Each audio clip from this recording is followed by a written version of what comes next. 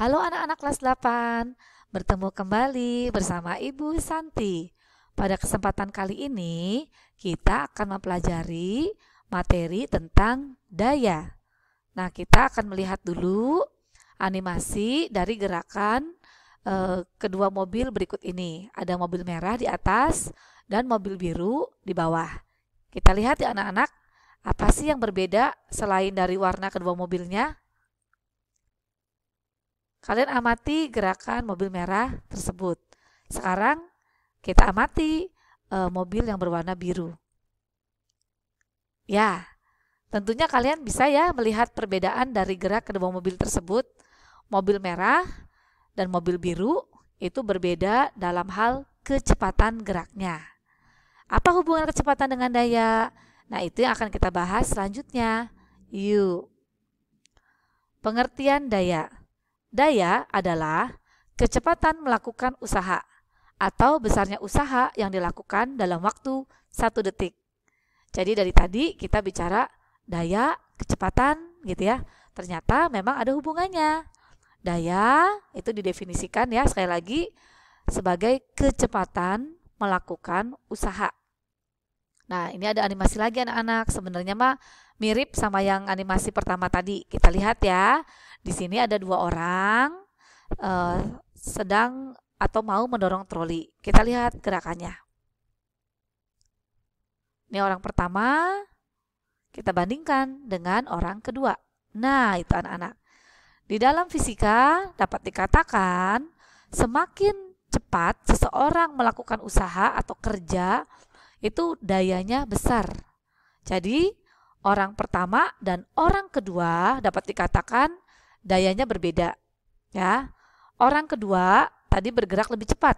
Berarti orang kedua memiliki daya lebih besar dibandingkan dengan orang pertama. Bisa ya anak-anak? Nah ini mencari besar daya. Jadi daya itu bisa dicari anak-anak. Kita pun bisa mencari daya kita berapa gitu ya. Nah, secara matematis, daya dapat ditulis dalam persamaan berikut ini. P sama dengan W per T. Kalau dibuat segitiga rumusnya seperti ini anak-anak ya. W-nya di atas, P dan T ini sejajar ada di bawah. Masih ingat kan cara penggunaan segitiga rumus? Kalau atas bawah itu pembagian. Kalau sejajar itu perkalian prosesnya. Nah, kita lihat apa itu P, W, dan T. W itu adalah usaha dari kata work gitu ya, kerja. Satuannya joule. T di sini adalah time, menunjukkan waktu. Satuannya sekon atau detik. Sedangkan P ini dari kata power. Power itu artinya daya. Satuannya joule per sekon atau dalam standar internasional SI, satuan daya adalah watt. Nah, di sini ada animasi ketiga anak-anak. Kalian dapat melihat ya animasi yang di sebelah kiri dan kanan ini berbeda kan anak-anak ya, kecepatannya berbeda. Nah, kecepatan yang berbeda itu nanti menyebabkan daya yang berbeda pula. Kalau kalian lihat yang di sebelah kiri ini ya, dia bergerak lebih cepat. Nah, lebih cepat tuh berarti memerlukan waktu yang lebih singkat ya anak-anak ya. Nah, karena waktunya singkat atau waktunya kecil, maka nanti diperoleh daya yang besar. Sedangkan animasi sebelah kanan ini geraknya lambat. Kalau lambat tuh berarti durasi waktunya panjang, ya. Jadi waktunya nih besar gitu ya, durasi waktunya nih besar. Karena waktunya besar, maka nanti dayanya jadi kecil.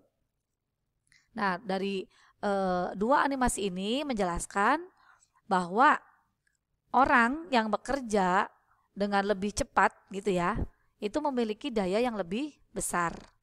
Tapi orang yang kerjanya lambat itu dapat dikatakan dayanya kecil. Mana yang lebih baik?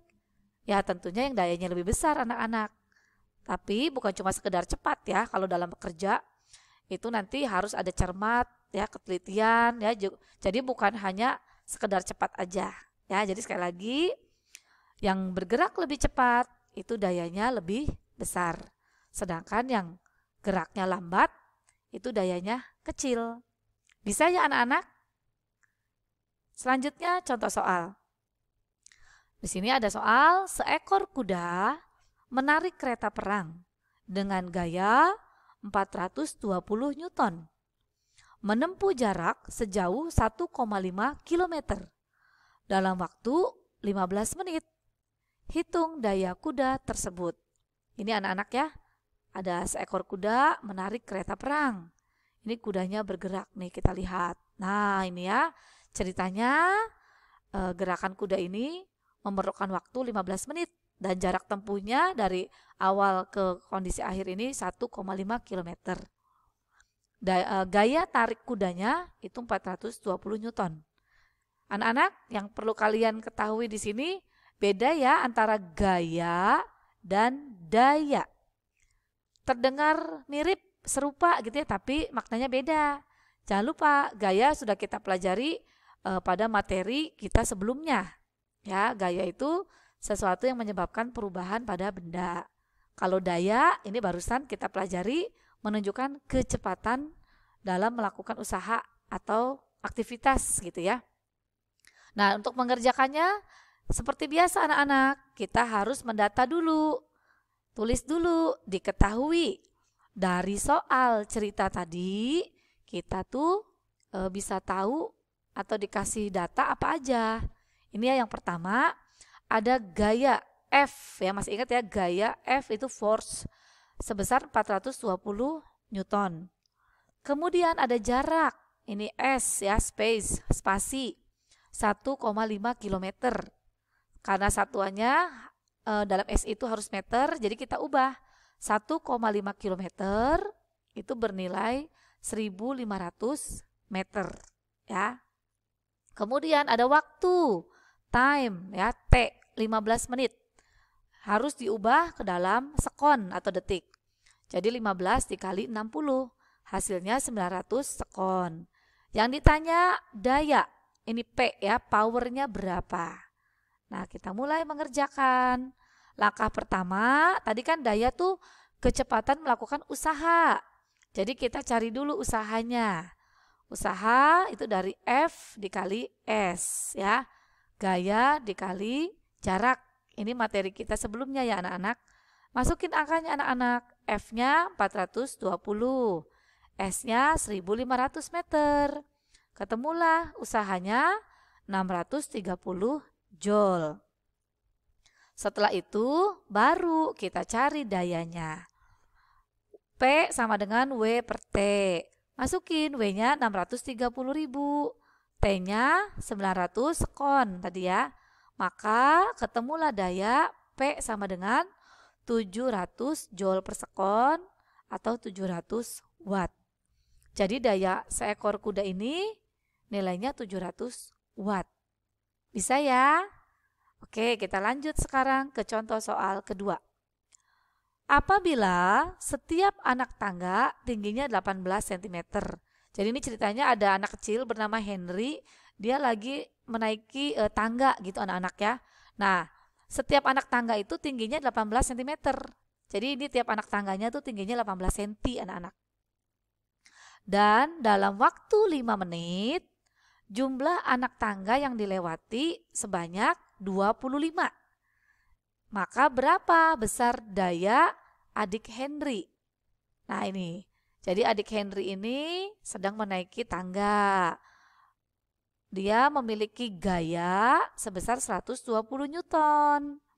Nah dalam waktu 5 menit, adik Henry itu berhasil melewati 25 anak tangga.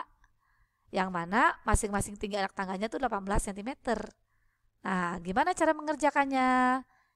Yuk kita lihat. Pertama, didata dulu. Ya, dari soal kita dapat besaran apa aja sih? Nah, tadi ya, dari gambar nih anak-anak. Kita dikasih tahu gayanya adik Henry 120 Newton.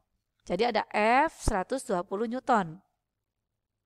Kemudian itu ada tinggi anak tangga masing-masing 18 cm.